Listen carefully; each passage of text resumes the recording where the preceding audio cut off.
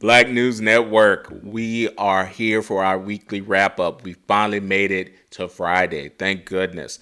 The big news from the week is Flo Rida wins his $82 million judgment against beverage company Celsius after they failed to pay him the stock shares and royalties due to him as a part of his endorsement deal. And also, they intentionally hid the accounting data proving what he was owed. Once the verdict was announced, there was a press conference. Flo Rida popped a Celsius and drank from it and thanked the courtroom. Now, of course, this is going to be appealed. This is in Florida. Now, if they win appeal and they start playing Get Low and all that other stuff, apple bottoms, hey, bro, I don't want to hear nothing like that. That's what you did, and now they stunting on you. But we'll see how that goes. Now, the next thing, Stephen A. apologizes to Rihanna. He went on a unsolicited rant about the Super Bowl halftime show and basically said Rihanna ain't Beyonce.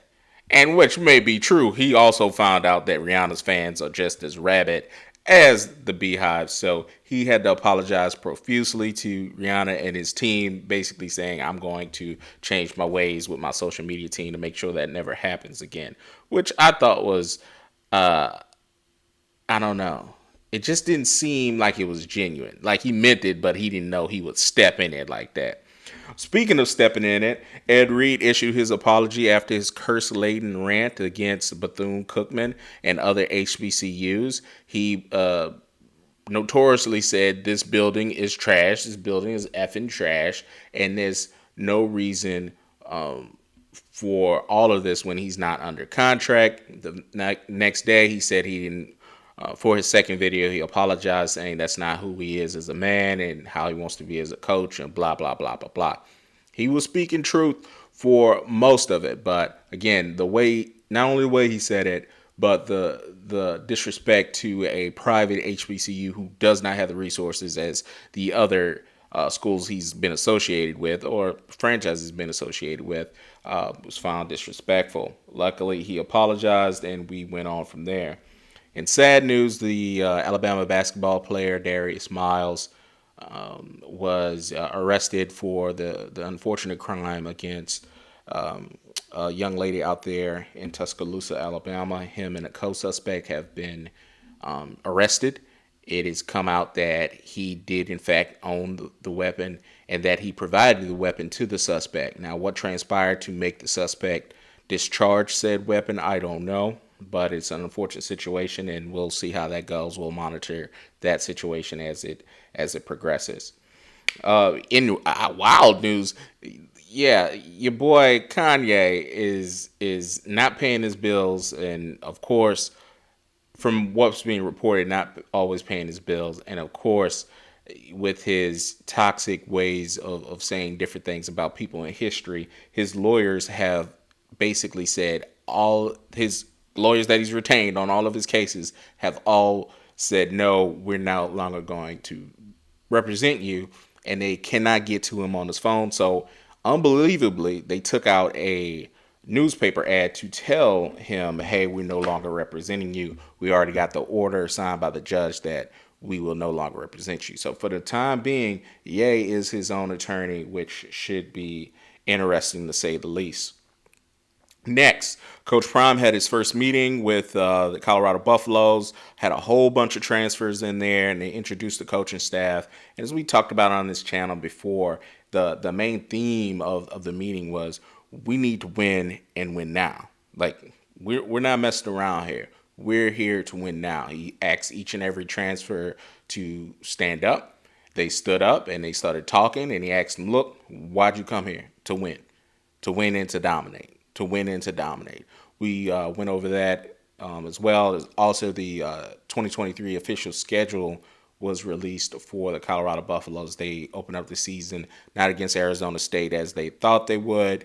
They opened it up against the national champion runner-up, Fort Worth, going against TCU on September 2nd. Should be a fun game and a fun season. We can't wait. We did a lot of predictions. They have a bona fide Heisman candidate in Shador, who's out there with Storm Reed in the previous week. My man is stepping into his own. So he'll have every opportunity to go against the reigning Heisman, incumbent Heisman winner, Caleb Williams, going against USC. That'll be in late September. All right, next thing. Unfortunately, the Chrisleys, Todd and I believe Julie Chrisley, have reported for their jail sentence for the intentional tax evasion and other tax issues that they had and fraud. And I believe it was wire fraud, but they have reported to jail. From our understanding, Todd will be there for up to 12 years. Good time, I'm assuming it'll be lower. Julie will be there for 7 years. And it's, assuming it'd be lower with time served and stuff like that. They also have court mandated probation once they get released. It's unfortunate, when you saw that case and you go through it, you could just see how intentional everything was, and they couldn't just keep blaming it on XYZ. They spent money they shouldn't have. They spent money that they should have paid the federal government. Also, they defrauded banks. They put down inaccurate information to obtain specific loans and inflated their income to get these loans. It kind of sounds like somebody who used to run the country. They got indicted for that. They were convicted for that, and now they are unfortunately going to be spending some years, even if it's time served, going to be spending some time behind bars. And it's really unfortunate because they have younger children.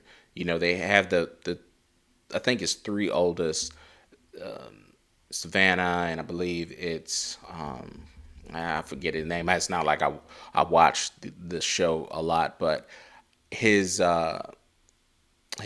son that was oldest, that was on the show all the time. But then there's, oh no, it's Chase. Then there's Grayson, who's a teenager, and then there's the youngest granddaughter, I believe they adopted. So they're going through tough times, especially when you think about their mom that's still older. She's going to need care, and it's not like they're brimming with money because of everything that happened. They have to pay restitution. They had to pay lawyer fees. And restitution means you got to pay that money back to the government, and they're going to have to downsize and move and figure some stuff out. And then we don't know if the show's going to continue because they're going through so much influx. So that if the show's canceled, the income is basically shut off. And now they're doing, club appearances, trying to make money on the side. So it's a really, really tough downfall for a really public family that seemed to be doing things the right way. Todd was eccentric, but he basically said, I sold real estate and that's how I got my money and this is our life. And, you see all these things and you realize everything's not above board. Sometimes they do things that aren't legal. You're obtaining loans and you're not putting in the correct bank information, or you're not paying taxes. It's really unfortunate for the Chrisleys. They had this just such a rise in star power on USA. They had podcasts and all this other stuff to it all being over. And I mean, all being over. They're behind bars, and I'm not quite sure where the family goes from there.